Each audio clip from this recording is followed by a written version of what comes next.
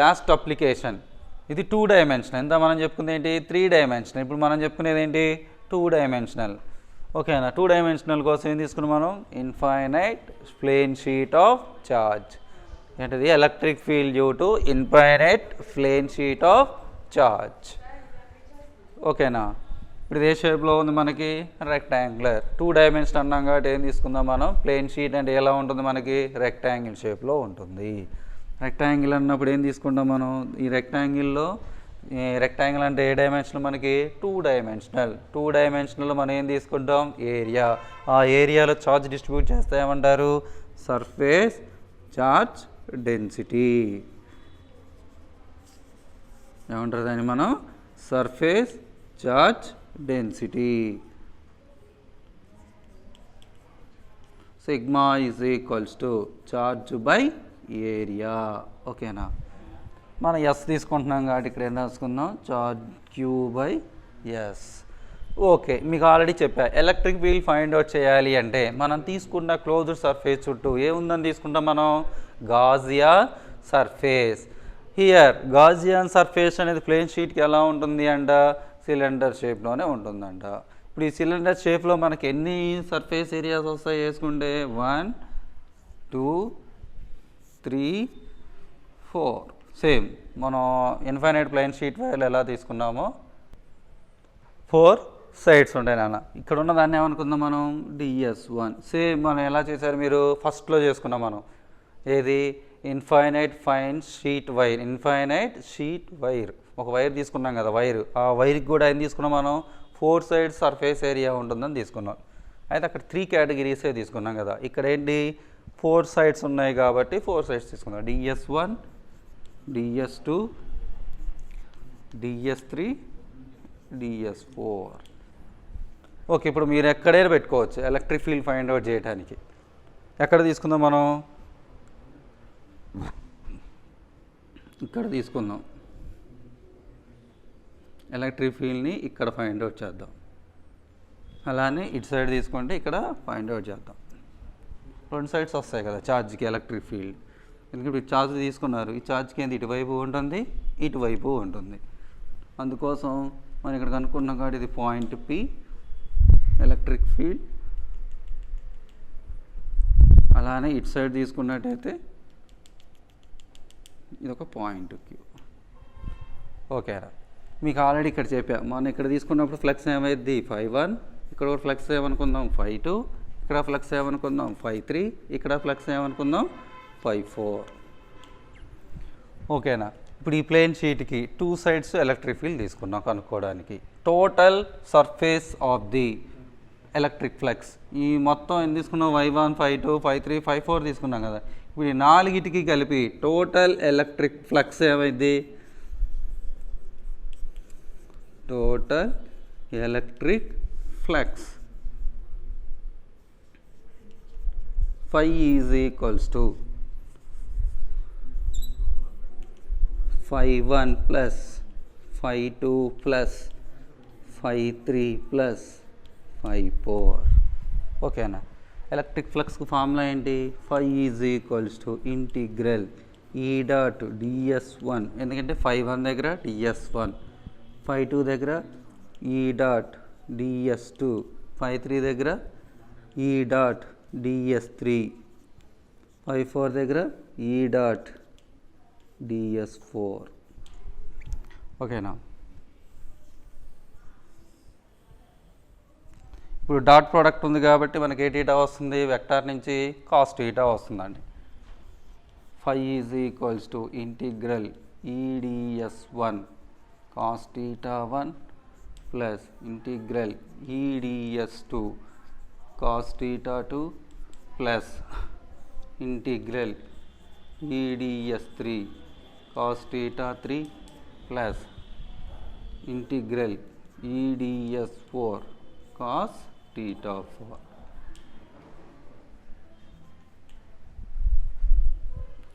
Next find out చేద్దాం. ఏంటి ఇప్పుడు టీటాస్ తీసుకుందాం. ఇప్పుడు DS1కి P అనేది ఏ లైన్లో ఉంది సేమ్ లైన్లో ఉంది కాబట్టి యాంగిల్ ఏమైంది నాన్న 0 degrees. అలానే DS2 ఇక్కడ ఉంది పాయింట్ P ఇక్కడ ఉంది.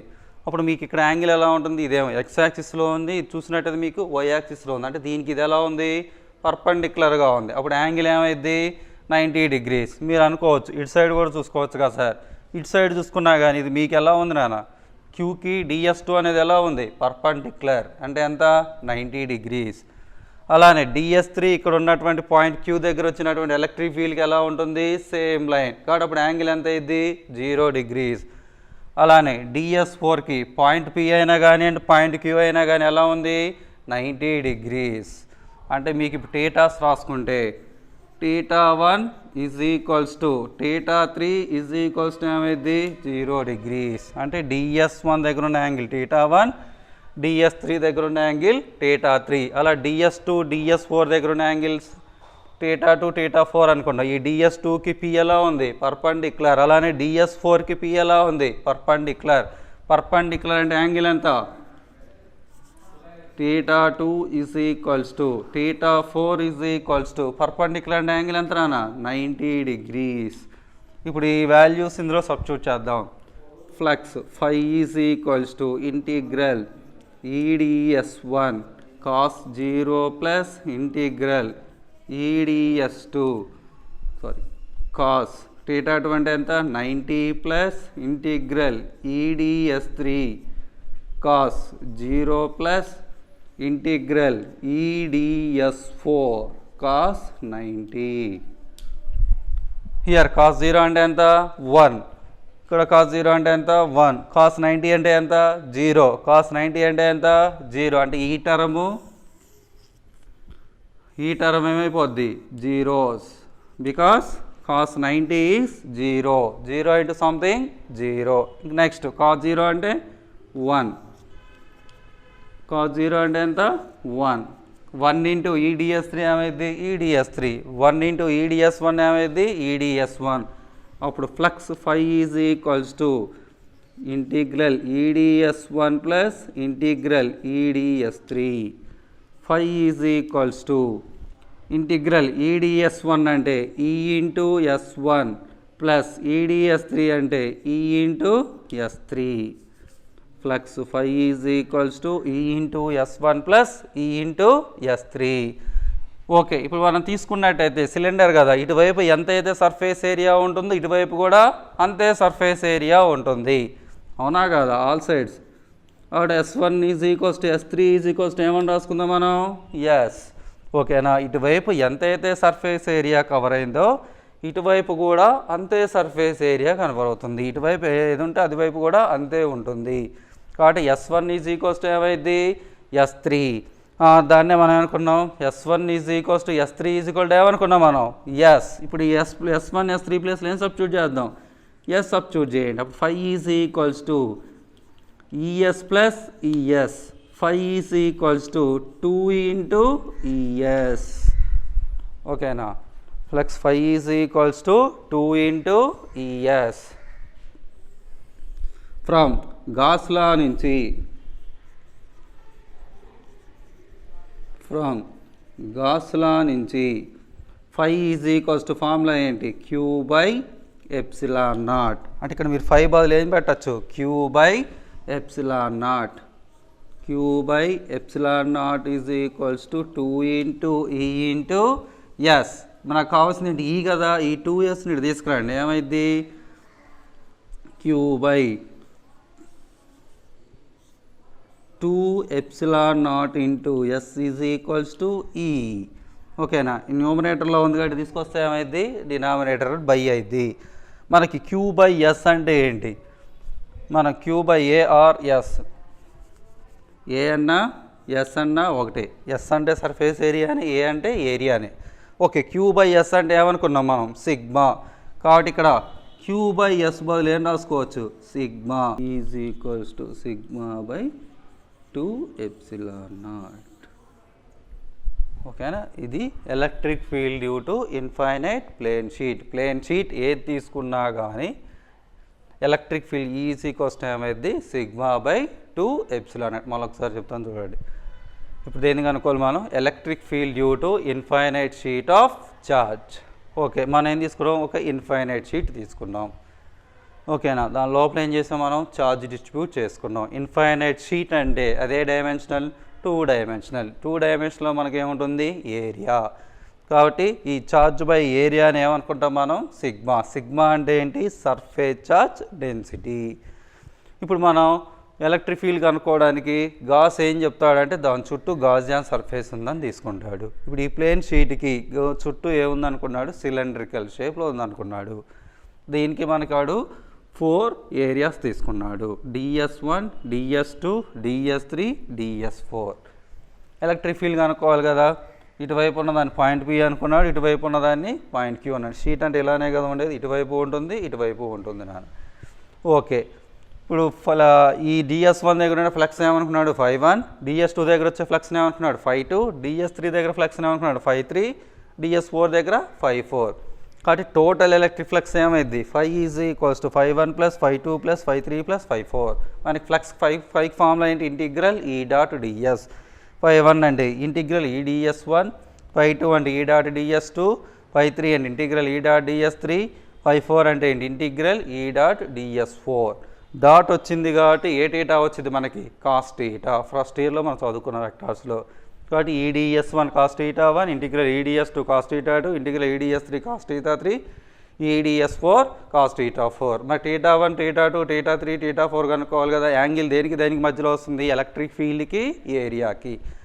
ఇక్కడ పాయింట్ P దగ్గర ఎలక్ట్రిక్ ఫీల్డ్ వచ్చేది. ఇక్కడున్న ఎలక్ట్రిక్ ఫీల్డ్కి DS1 ఎలా ఉంది, సేమ్ లైన్లో ఉంది కాబట్టి యాంగిల్ ఎంత, 0. DS2కి పాయింట్ P ఎలా ఉంది, పర్పెండిక్యులర్గా ఉంది కాబట్టి 90. అలానే DS3కి Q ఎలా ఉంటుంది, సేమ్ లైన్లో ఉంటుంది కాబట్టి టీటా ఎంత, 0. DS4కి Pకి తీసుకున్నా కానీ Qకి తీసుకున్నా కానీ ఎలా ఉంటుంది, అది పర్పెండిక్యులర్గా ఉంటుంది కాబట్టి టీటా ఎంత, 90. అందుకని టీటా 1 = టీటా 3 = ఎంత, 0. టీటా 2 = టీటా 4 = ఎంత, 90. ఇప్పుడు అవన్నిటిని దాంట్లో సబ్స్టిట్యూట్ చేసుకుందాం. Theta 1 + cos 0, cos 90, cos 0, cos 90. You know cos 90 is 0, cos 0 is 1. కాబట్టి cos 0 = 1. 1 × EdS1, EdS1 ఇది మొత్తం ఏమైపోద్ది, 0. 1 × EdS3, EdS3 మొత్తం ఏమైపోద్ది, 0.